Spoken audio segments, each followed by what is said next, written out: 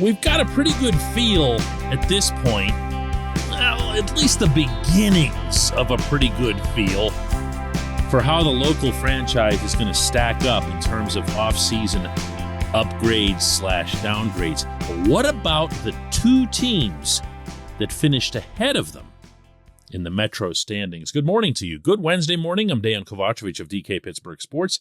This is Daily Shot of Penguins. It comes your way bright and early every weekday if you're into football and or baseball. I also offer daily shots of Steelers and Pirates where you found this. The Hurricanes and the Rangers were, of course, those two teams.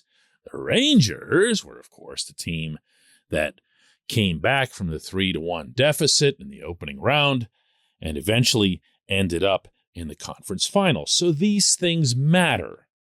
They do. Not so much from the standpoint of who wins the division. Yay, nobody cares about that in the NHL. Certainly not in Pittsburgh. But you do care a lot about who's in your way, not just in the division, but also in the conference. Today, I'm going to focus on the Metro, and I'm going to start with the Rangers for obvious reasons. They've had an offseason so far that's really more one of reckoning, meaning that they've been built up, to their credit, on younger players. When you draft Alexis Lafreniere, Capo Caco, and you've got a bunch of other young guys, notably Igor Shesterkin, Adam Fox, you're going to have to eventually pay them beyond their ELCs or their entry-level contracts. And that process is only now beginning in Manhattan, with Caco being the first. And as a result, because they're right up against the cap, as are more than half of the teams in the league right now, you're going to have to see other moves made. And so far, from Chris Drury in New York, what you've seen is Frank Vatrano leaving Madison Square Garden. This can't be overstated in its importance to the Pittsburgh Penguins. This alone, I know he wasn't much of a force in the playoffs, but it feels like there was never a regular season game in which Vatrano faced the Penguins in which he didn't score at least once, whether it was with the Rangers or before that with the Panthers. So no Vatrano. He left through free agency.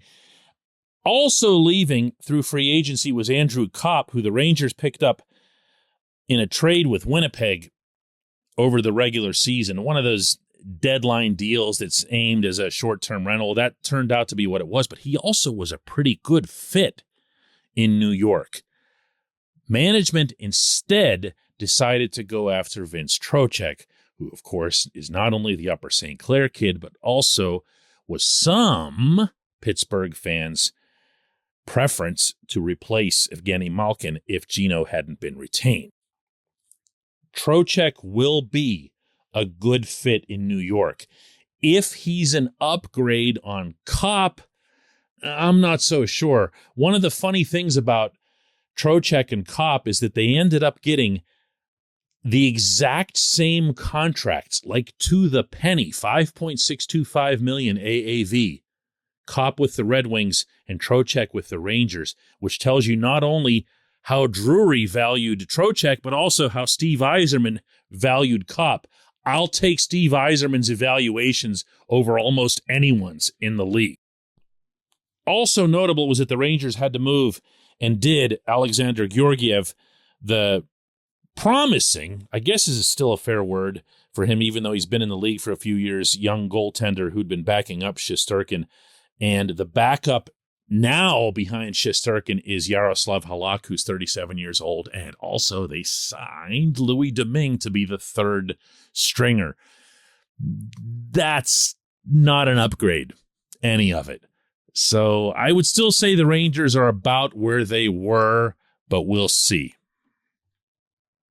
This portion of Daily Shot of Penguins is brought to you by the good people at the Greater Pittsburgh Community Food Bank, where they're committed to providing food for all of our neighbors in need across Western Pennsylvania. They, in turn, need your help. Find out how $1 can be turned into 5 full meals for those in need. Visit pittsburghfoodbank.org. The Canes are a little more complicated. The Canes lost a lot of guys. They lost Trocheck. They lost Tony DeAngelo, who he's not the world's greatest human, so his ending up in Philadelphia is going to be just perfect, but it isn't for the Canes because he actually fit really well there. They lost Nino Niederreiter, who was a really nice fit in Raleigh. They lost Max Domi. They lost Steven Lorentz. They lost Ian Cole, who was a very good player for them. Ian signing a one-year deal to go to the Lightning. Now, what they lost in quantity, they might have picked up in quality by adding Max Pacioretty from the Golden Knights, and in what's probably a bigger move from the name standpoint, signing Brent Burns away from the Sharks. Burns, of course, had been a big part of the San Jose team for a lot of years, but it's been a lot of years. He's 37 years old, and for a guy who has relied principally on his mobility for his size, you wonder how much that's going to pan out. Of course, he'll do wonders for their power play. I mean, the guy just flicks the puck to the net effortlessly, it seems, and has a significant impact. But did the Canes get better? I'm not feeling that. I mean, they've got enough of a system that they could still be improving with youth, and they can still compensate for the old guys that they added with youth. But I don't know, man. There's a part of me that looks at Carolina and feels like their best couple of chances to really make a run have been ruined by either not prioritizing goaltending or then when they had goaltending, watching it get hurt, or both. And if you looked at the rest of the Metro just for fun, the Capitals really didn't improve where they needed to, and that was in goal. They still obviously have an opportunity to do that, but it hasn't happened yet. And the Blue Jackets, of course, made the biggest splash by getting Johnny Gaudreau, but I can't get fired up about Johnny Gaudreau. I just can't. I know that in Columbus they're treating it like the second coming of our Lord, but this is not a player who's done in the past what he just did this past season in Calgary. So it feels more like fans of the Blue Jackets are just ecstatic that somebody actually chose Columbus after years of everyone leaving Columbus. And then, as a follow-up, that Patrick Laine signed an extension to stay there as well, instead of just walking away the way Artemi Panarin and everybody else has for a decade now. But anyone who saw that team last season would know that they weren't any one player away from vaulting up in the standings, and they're not. The Islanders are going to face a big adjustment without Barry Trotz, although they've got some talent there. The Devils are going to be, I guess, pretty much what the Devils have been for a while, which is a really young, really fast, really neat team that never wins anything, and the Flyers just might be the worst team in hockey. If you felt like getting really excited on this midsummer's morning. When we come back, J1Q.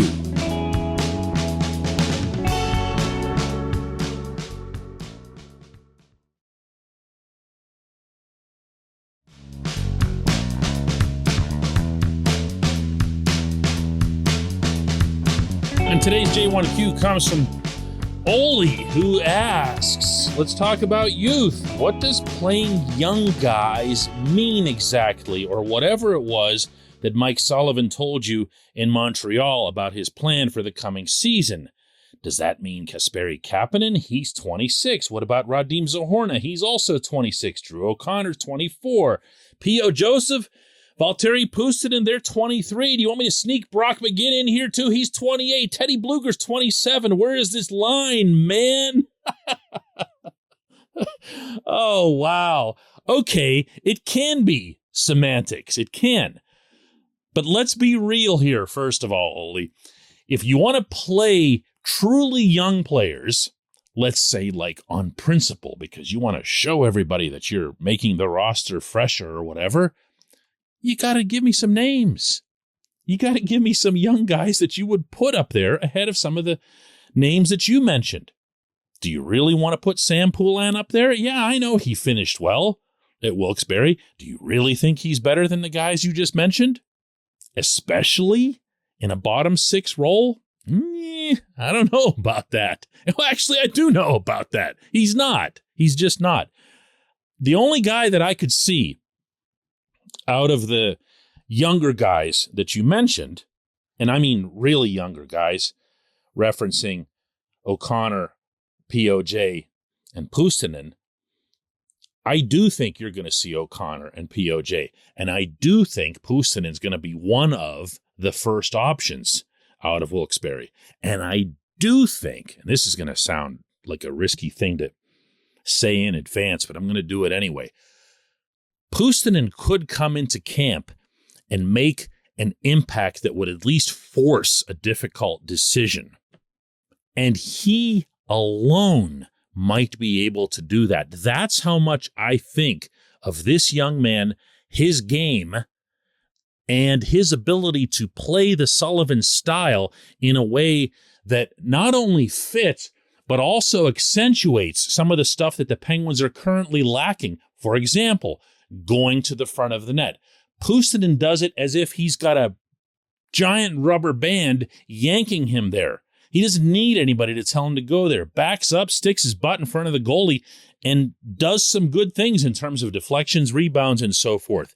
He is an NHL talent.